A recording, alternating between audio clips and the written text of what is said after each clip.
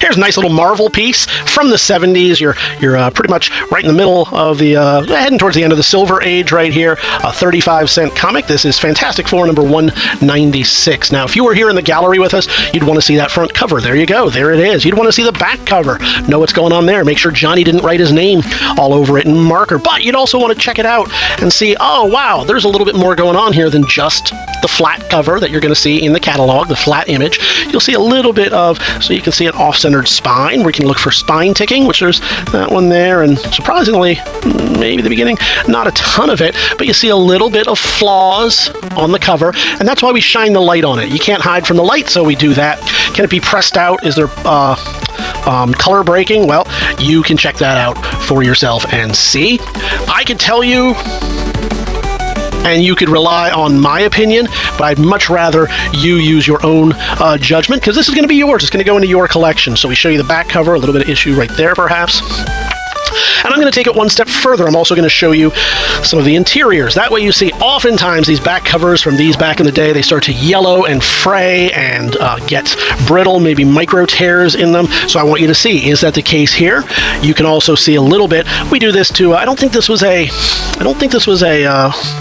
this would have been post Marvel value stamp, but you get a chance to see little things like that. Are there insets?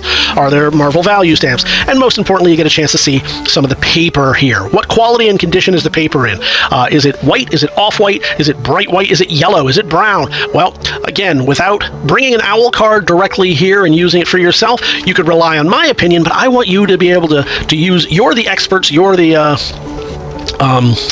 you know best what you want to collect. So we show you exactly what you're going to get rather than rely on my opinion of what I think you should get. And do I think you should get this one? Yeah, it's fun. It's got the Invincible Man in it. So that's kind of fun. It's some Marv Wolfman. I know it's Wolfman.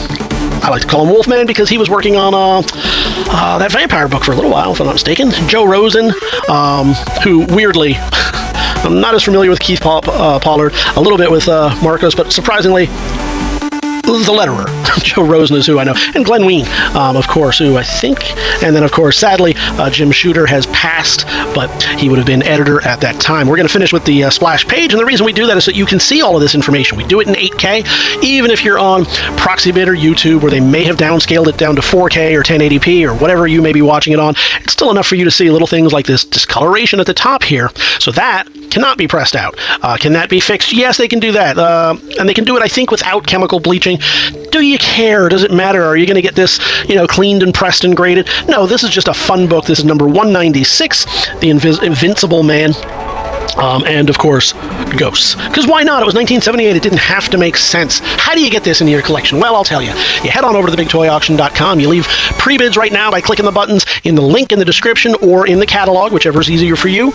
Then you can join us live on auction day, whichever way you choose to do it. We're going to see you at the auction.